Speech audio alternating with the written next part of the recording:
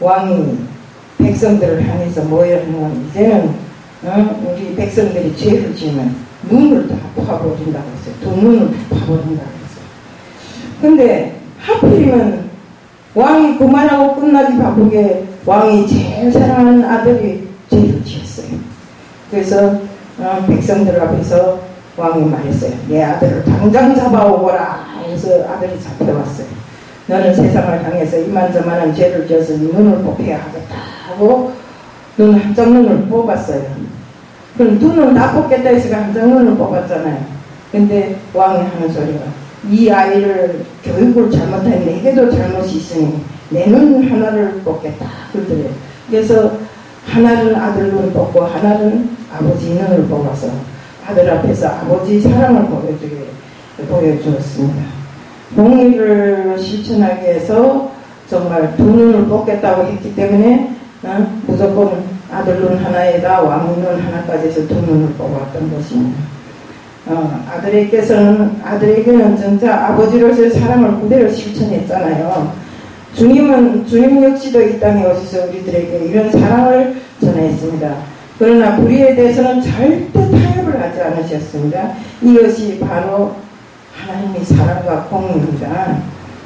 용서하는 것과 타협하는 것은 틀립니다. 잘못을 뉘우치는 것은 끝없이 용서하는 것이지만 불의에 대해서는 다양한 부분을 나타낼 줄 알아야 된다는 것입니다. 용서하라고 말씀하신 분이 몇 시간은 바리새인들을 향해서 뭐이라 했어요? 독사의 자식들아 이렇게 이야기를 했잖아요. 때로는 너희들은 열린 무덤 같다 라고 이렇게 책망을 무섭게 하셨어요. 무덤이 어떻습니까? 겉에는 해칠하고 장비도 잘하고 깨끗한 것 같지만 그 속에는 뼈가 있잖아요.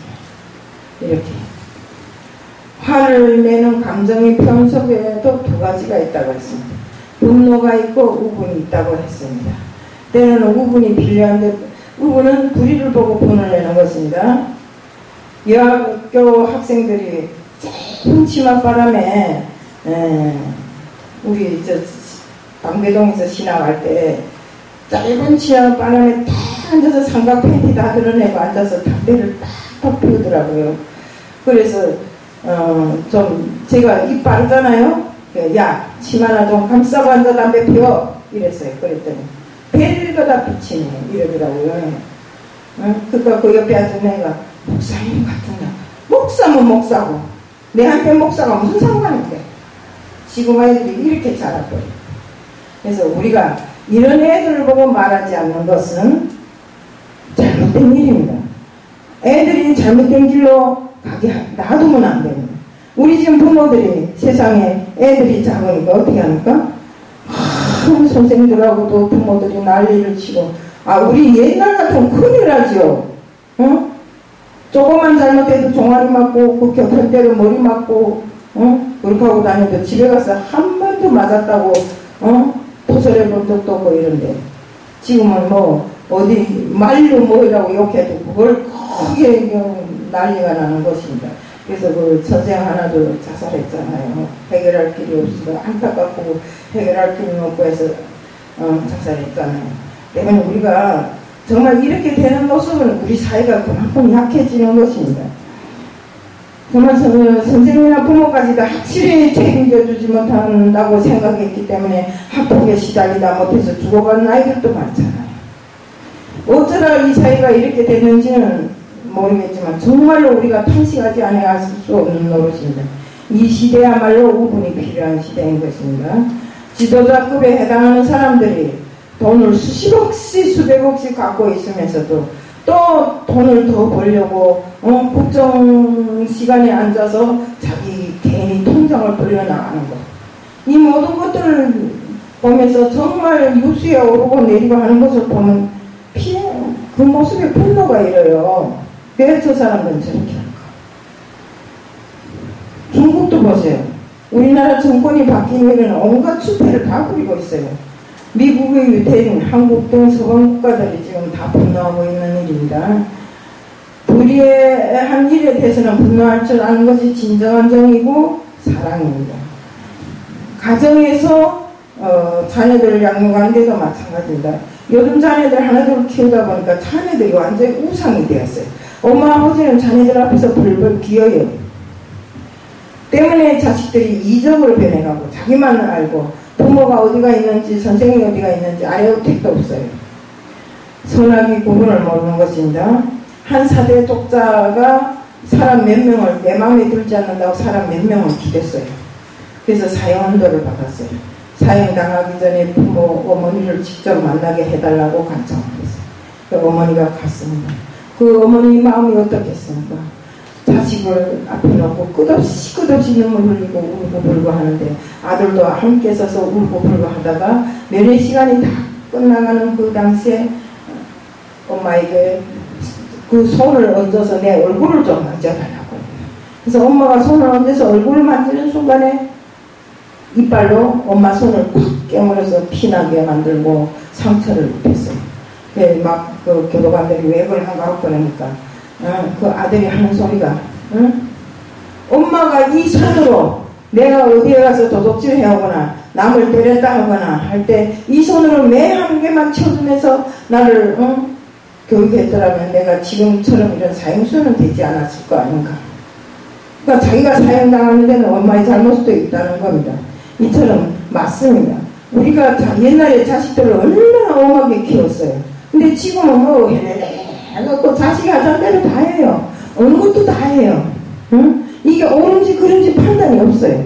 부모도 없고 애들도 없고. 그러다 보니까 이 사이에 지금 애들이 그 전에 제가 우리 손자들 보니까 말하는 게 나는 알아도 듣지 못할 말 너무나 질문에 정확하고 명백하게 대답을 하는 겁니다.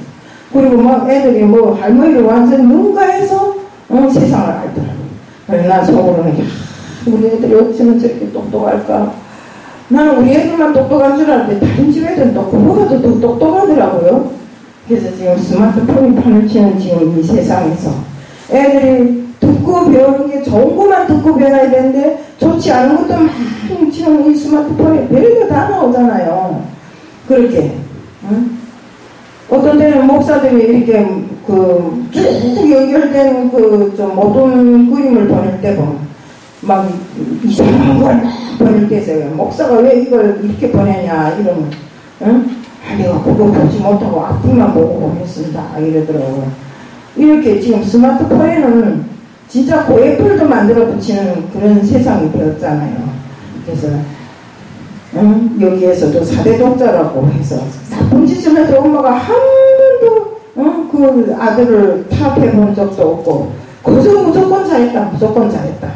그 아들에게 말하는 사람은 찾아가서 막 화를 내면서 자기가 화를 내면서 아들 편을 들어주는 그 결과가 결국은 자기 아들을 사형수로 만들어버린 것입니다. 요즘 교회에서도 맨날 너무 좋은 소리만 합니다. 쓴소리는 안 하는데 좋은 것이 아닙니다. 우리 교회도 교회를 통해서 쓴소리를 해서 많은 쓴소리를 해서 그 사람의 마음속에 묻혀있는 쓴뿌리를 캐내야 돼요. 빼내야 됩니다. 요즘 강당에서 이렇게 서서 설교하는 분들이 회개하라고 소리 지르죠. 우리는 회개를 해야 됩니다. 또 강당에 보면 주님의 말씀은 크게 없고 번징조례조차도 제대로 행해지지 않고 있어요. 수술을 해야 되는데 수술 안 하고 진통제만 먹이면서 그 순간순간 진통을 시켜서 되겠냐 이겁니다. 쓴뿌리는 정말 진통제를 쓰지 말고 수술해야 할 부분은 단호하게 수술을 해서 정말 모든 것을 새롭게 만들어야 된다. 지금 한국 교회들이 점점 화초처럼 시대가 메말라가고 있습니다. 몇 년 전만 해도 금식을 하면서 애들하게 부르짖는 성도들이 가득 찼던 성전에 지금 썰렁하고 큰 교회에 가봐도 제가 영락교회 가봐도 그렇고 어디에 가봐도 교회 가봐도 그렇고 정말 썰렁한 게 지금 우리의 현주소가 어디에 있는지를 잘 모르겠어요. 교회가 십자가 부활의 본질을 놓치고 하늘 소망보다는 땅의 번영만이 성공이라고 외치는 이런 사람들이 되면 안 된다. 초대교회는 절대로 그렇지 않았어요. 십자가와 부활을 증거하다가 순교를 당하면서도 이것을 최고의 영광이라고 이렇게 생각했던 우리 믿음의 선친들이 그런 신앙의 발자취를 놓고 볼 때 우리가 그 발자취를 무조건 따라가야 되는데 그렇지 못하고 그거는 그대로 글로만 배우고 내 행함은 행함대로만 움직이는 이런 사회가 됐더라 이겁니다. 주님 까닭에 주님을 안다는 까닭에 집을 뺏기고 일자리를 뺏기고 쫓겨나서 매를 맞으면서도 우리는 예수의 흔적을 가졌나라고 기뻐하던 옛 선지들을 다시 한번 돌아보게 됩니다. 제가 이전에 그 중국에 한번 갔는데 우리 조카네 집에 갔어요. 우리 조카네 집에서는 그 예배를 드리는 그 교회는 아닌데 거기는 교회를 세우지 못하니까 중국은 가정에서 예배를 드리는데 막 창문에다 이불을 다 가려놓고 그렇게 하고 앉아서 예배를 드리는데 나는 믿지 않는 사람이지만 예배 드릴 날에 하필이면 찾아가갖고 가만히 앉아있는데 어떤 저 북한 여자가 간증을 하더라고요. 자기가 와서 얼마나 그 고문을 많이 받았는가에 대해서 그 속으로는 제가 그랬어요. 저런 간증을 왜 해? 하면서 말했는데 아니 중국에서 잡혔대. 이 여자가 중국에서 잡혔는데 그 기독교 교회에서 이렇게 예배를 드리다 잡히는 것 같아. 그러니까 막 갔다가 막 망치로 머리를 때리더래요.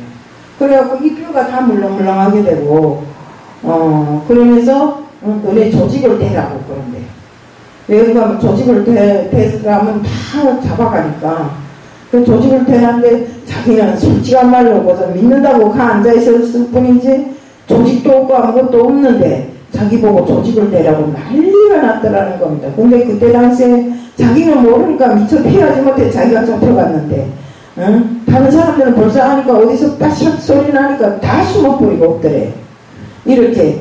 그런데 매를 맞아서 나가 기절해버리면 또 물쳐서 또 다시 이렇게 세우고 그래서 너무 자기가 이제 말도 못하겠고 힘들어서 나는 이렇게 하면 해 깨물고 죽겠다 이랬대요.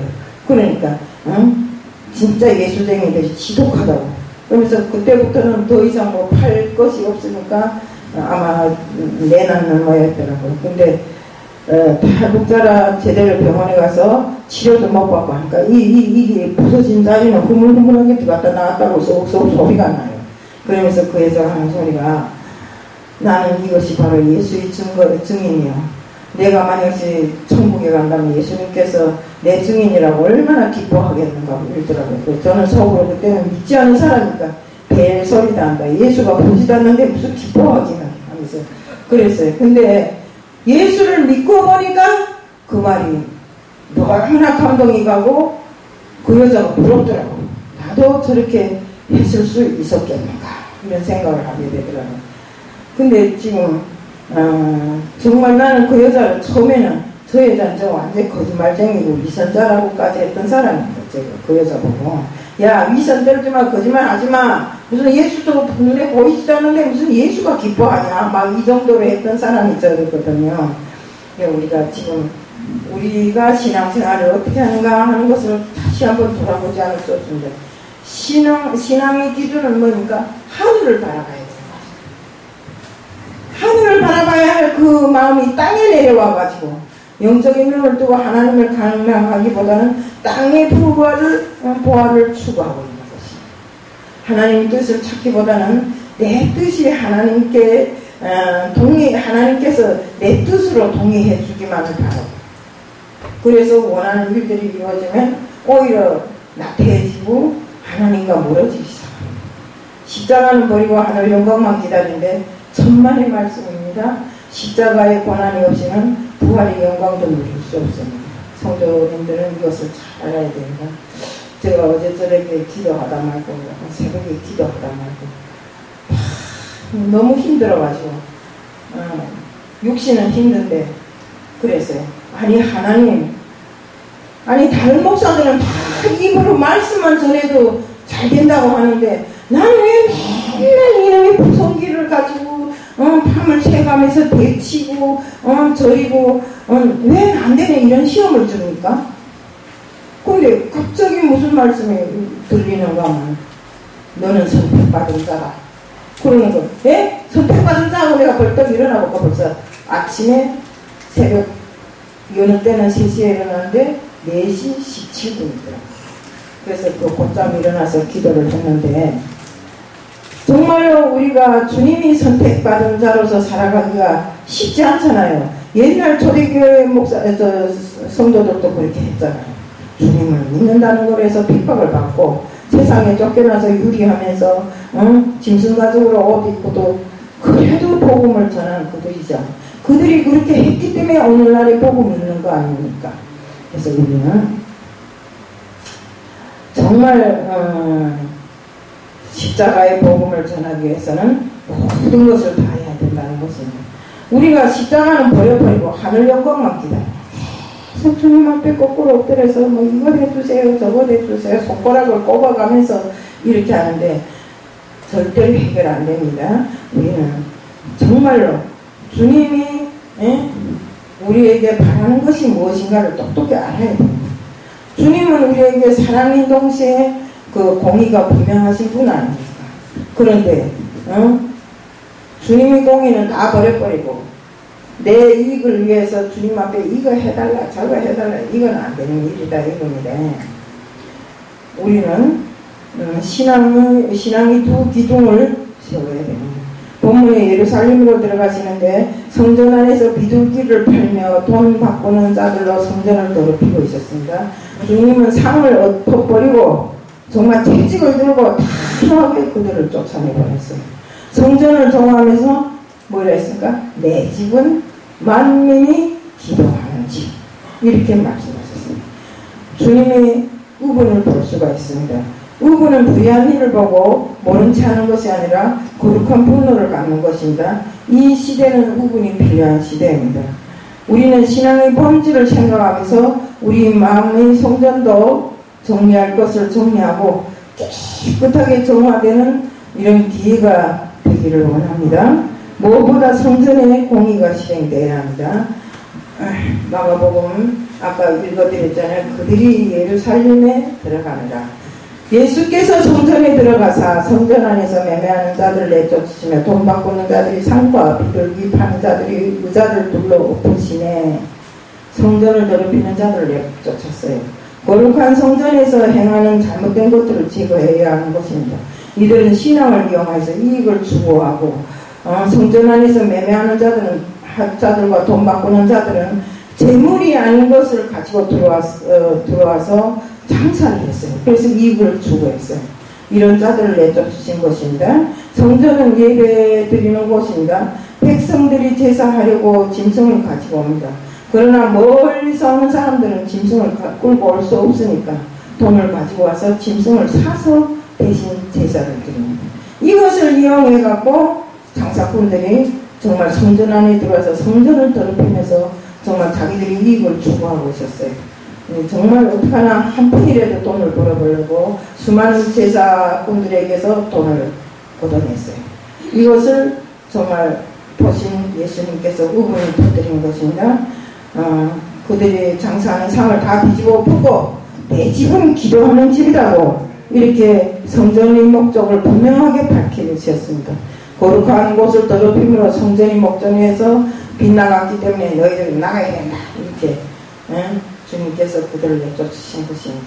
성전은 참으로 거룩한 곳입니다. 하나님이 거룩하신 분이니 정말 성전은 거룩하신 하나님께 예배를 드리는 곳으로 거룩하지 않을 수가 없습니다. 구약은 제사에게 직접 제물을 드렸고 신약에는 예수님께서 십자가에 달려서 세상죄를 모두 지시고 단번에 제물이 되셨기 때문에 신령한 제사를 드립니다. 여기서 가시적인 성전과 동시에 마음의 성전을 보게 됩니다. 유대인들은 성전을 아주 소중하게 여겼습니다. 어느 나라에 가도 어디에 붙잡혀가도 성전 쪽으로 물을 불불 받아서 기도드리고 그들은 집을 지어도 성전이 있는 곳을 향해서 집을 짓는다고 합니다. 지금도 이스라엘에 다 무너진 그런 성벽에 머리를 묶고 눈물을 흘리면서 기도를 드리는 것을 볼 수 있는데 그곳이 바로 통곡의 벽이라고 하더라고요. 저도 한번 가본 적이 있습니다. 그때는 믿지 않으니까 저런 곳이 저 더러운 데다 머리를 박고 왜 해? 그래서 그런 순간도 있었어요. 저는 믿지 않는 데 가봤기 때문에 그런데 이들은 그 집을 지어도 동서남 북 어디에 있든지 성전을 정면으로 해서 집을 지었고 철저하게 성전 중심이라는 삶을 살았어요. 때문에 정말 어느 곳에 있든지 하나님을 중심으로 해서 그들은 살았기에 어디 가든지 하나님이 도우심이 있었더라 이겁니다. 정말 이 거룩한 성전 안에서 신령한 예배 하나님이 기뻐하시는 예배를 드려야 하는데 성전을 더럽혔습니다. 거룩함이 사라진 형식적인 의식으로 변하여 거룩한 영의 역사보다는 교회의 조직과 직분에 그들은 관심을 더 두고 살았어요. 종교 지도자들은 상인들과 결탁해서 순례객들을 착취하였을 뿐만 아니라 성전이 거룩한 것들을 더럽혔던 것입니다. 주님은 상을 엎어버리고 그들을 내쫓았습니다. 우리 마음에 하나님이 계시고 주님이 계시고 성령이 거하는 성전이라고 합니다. 그러면 우리 마음이 거룩해야 된다. 마음이 깨끗해야 된다. 예수님의 말씀을 보면 물질이나 정신 문제 이전의 마음에 관한 말씀인데 우리 마음이 성전이기 때문에 이 모든 것을 거룩하게 하라, 깨끗하게 하라. 이렇게 영적인 문제를 많이 말씀하셨습니다. 마음이 성전이 무너지면 은혜도 떠나고 기쁨도 떠나고 평안도 떠나고 하나님도 떠나게 되는 것입니다. 우리는 늘 영적인 예배를 드려야 된다. 영적인 예배가 무엇입니까? 마음 중심으로 드리는 예배가 하나님이 기뻐 받으시는 예배, 하나님께 맞춰진 이런 예배입니다. 하나님의 임재를 경험하는 예배인 것입니다. 우리도 영적인 예배를 드려야 됩니다. 한국 교회가 거룩함을 회복하는 것이 가장 중요합니다. 하나님이 복음으로 돌아가야 하고 또 예수 그리스도의 십자가 복음과 재림 복음이 회복되어야 합니다. 초대교회와 같은 성령 역사를 강권적인 역사를 사모해야 합니다. 성전의 본질도 돌아가 하나님과 영적인 교통이 회복되기를 축복합니다. 성전의 목적을 분명히 우리는 알아야 됩니다. 마가복음 11장 17절에 이에 가르쳐 이르시되 기록된 바 내 집은 만민이 기도하는 집이라 칭함을 받으리라 하지 아니하였느냐. 너희는 강도 소굴을 만들었도다. 오늘 본문의 기본 핵심이 이겁니다. 응? 기본 핵심이 만민이 기도하는 집, 내 집은 때문에 거룩하게 해야 된다는 얘기입니다. 또 성전에서는 늘상 사랑이 실천돼야 됩니다. 주님은 성전을 두 가지로 소개했습니다. 성전은 주님이 집이라고 하셨고 내 집이라 하셨고 반석 위에 세운 내 교회라고 이렇게 말씀하셨습니다. 음부의 권세가 이기지 못하리라 하셨고 성전은 주님이 계신 곳이기 때문에 또 하나님이 계시고 성령이 계시는 거룩한 장소이기 때문에 누가 헌금을 많이 냈다 해서 그 사람이 교회의 주인이 아닙니다. 또 그 교회를 개척했다 해서 그 사람이 그게 주인이 아니다 이겁니다. 교회의 주인은 항상 주님이십니다. 요즘에 제가 늘상 하는 이야기지만 교회를 이용해서 돈을 벌어보려고 하는 사람들이 적지 않게 있어요. 우리는 돈을 위해서 예수를 믿는 것이 아니라 예수님께 우리의 모든 것을 그대로 바치기 위해서 우리 삶의 전부를 바치기 위해서 이 예배를 드리는 것입니다. 때문에 예수님께서는 에베소서 1장 23절에 교회는 내 몸이라고 했어요. 성전은 본질적으로 하나님이 주인 되시는 거룩한 집입니다. 목회를 하다 보면 별의별 일을 당연히 다 당하는데 언젠가 몇 년 전에 제가 간증을 위해서 동해에 갔던 적이 있어요. 근데 갔는데 강대상도 없고 성가대가 찬양을 이제처럼 반주 없이 하더라고요. 이상하다. 이렇게 큰 교회가 왜 강대상도 없고 성가대가 이렇게 피아노도 없고 미가일도 없고 아무것도 없더라고요. 그래서 제가 물어봤어요. 이상한 교회고 반주는 왜 나보고 하라 그래? 그랬더니 뭐라는가 어떤 장로님이 그걸 다 멋지게 해놨댔는데 그만 시험에 들어가지고 내 거라고 몽땅 가져가 버렸대. 우리가 성전에 갖다 드리는 거는 내 거 아닙니다. 하나님께 드리는 거잖아요. 어디 내게 있어요. 이 세상에 어디 내게 하나나 있어요. 우리는 하나님께 드린 물건은 하나님께 완전하게 드려야지. 그걸 내 거라고 꾸려 안고 와서 어쩌겠다는 겁니까? 응? 정말 하나님 것은 우리가 거룩하게 여김을 하고 정말 우리의 몸도 거룩하게 만들어야 되지만 하나님이 성전을 거룩하게 함으로써 정말 내가 이 교회의 주인인 것이 아니라 이 교회의 주인은 주님이시라는 것을 명확하게 알고 있어야 돼요. 때문에 어디 가보면 내가 여기에 담임 목사 내가 주인이라고 이런 사람들이 절대로 그 말을 하면 안 됩니다. 나는 주인이 아닙니다. 나는 주인이 아니고 이 교회의 주인은 오늘도 내일도 제세년년 우리 주님이시라는 것을 깨달아야 됩니다. 그리고 이 교회를 이용해서 건축해라 뭐 해라 이래갖고 돈을 빼서는 자기 사리사욕에 채우는 사람들 이런 걸 보면 우리가 그런데 응하면 안 됩니다. 이것이 과연 현실에 맞는 것인가 아닌가를 알고 해야 된다는 거예요. 정말 주님께서는 내 집은 만민이 기도하는 집이라 했잖아요. 때문에 만민이 기도하는 집이 시끄러우면 안 돼요. 맨날 이 교회는 가면 진짜 시끄러운 일들이 너무 많아요. 내가 요즘에 우리 동네 교회도 보면 아이고 내 엄마가 반생을 노력해서 만들어 놓은 교회인데 반생을 노력은 무슨 남이 거 빼들어가지고 반생을 노력했다고 하면 안 되죠. 그래 놓고는 교회가 시끄러워요.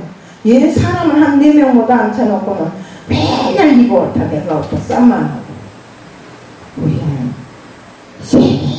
예수님의 주님의 음성을 들을 수 있는 곳이 바로 교회입니다. 때문에 교회는 정말 주님의 음성을 듣는 기도의 집으로 생각하고 항상 주님이 원하시는 깊은 기도가 살아서 있어야 합니다. 그 깊은 기도를 통해서 감사를 고백하는 기도가 되고 먼저 하나님께 묻는 기도가 됩니다. 기도는 내가 방법을 찾는 것이 아니라 하나님을 찾는 것입니다. 내가 구한 것이 이루어져야만 응답이라고 생각하기 쉽지만 진정한 응답은 내 뜻대로 이루어지는 것이 아니라 하나님의 뜻이 우리 안에서 이루어지는 것입니다. 그러므로 소원을 구할 뿐만 아니라 하나님이 원하는 것이 무엇인가를 끊임없이 물어야 됩니다. 주님이 마지막 겟세마네의 기도를 들어보세요. 땀이 빗방울이 되도록 기도하셨지만 기도의 결론은 내 뜻대로 마옵시고 아버지 뜻대로 되게 하옵소서 이랬잖아요. 또 우리 그때 그 기도를 드리고 그때부터 천사가 하늘로부터 나타나서 예수님을 도왔다고 합니다. 다윗은 블리셋과 전쟁을 할 때 무조건 이기게 해달라고 기도한 것이 아니라 먼저 하나님께 블리셋을 치릴까 말릴까 하고 물어봤어요. 그래 하나님 뜻을 모르니까 하나님께서 뭐냐 블리셋을 너희들이 손에 붙였으니까 소원을 구할 뿐만 아니라 하나님께 물으니까 너희들 손에 내가 블리셋을 너희들 손에 붙였다 했어요. 결국 다윗이 블리셋을 이겼잖아요. 그 이긴 것이 다윗의 능력인가? 절대로 아닙니다. 하나님께서 벌써 그들이 손에 붙이고 이기게끔 다 만들어 놓으신 것입니다. 성도 여러분, 무엇이든지 우리가 본질이 중요합니다. 여기 본질이 무엇입니까? 본질이 바로 주님이십니다. 주님이 이 땅에 오셔서 십자가에 흘리신 그 보혈의 피와 부활과 다시 오겠다고 우리에게 약속하신 그 모든 것이 본질입니다. 때문에 우리는 주님이 오시는 그날까지 우리 마음속에 있는 더러운 모든 것들을 다 제거해버리고 정말 주님을 만난 그 순간에는 내 몸이 그대로 주님이 원하시는 뜻대로 되어서 정말로 우리 이곳에 예배가 회복되고 기도가 회복되고 정말 우리 아버지 집에서 누구든지 아버지 집에서 주님 앞에 엎드려 기도하는 모든 사람들이 다 돼야 됩니다. 그래서 정말 우리가 주님께 나가는 그 길이 본질을 해결하려 나가는 길이라는 것을 명심해야 됩니다. 내 뜻을 해결하려 나가는 길이 아닙니다. 내 운명을 개척하려고 나가는 것이 아닙니다. 나는 그 전에 그랬어요. 하나님 주님이 우리 운명을 개척해 준다. 그런 게 어디 있냐. 내 운명의 주인은 내 자신이면 내 운명을 개척하는 힘도 내게 있다고 이렇게 큰 소리 뻥뻥 치던 사람. 근데 내 운명을 내가 절대로 개척 못하더라고. 그러니까 우리 운명의 주인이시며 우리 삶의 모든 원천이 주인이신 우리 예수님이 본질로 돌아가기를 원합니다. 사랑의 하나님 아버지 감사합니다. 오늘 본질에 대해서 이야기를 했습니다. 예수님이 본질입니다. 주님이 뜻대로 살아가기를 원합니다.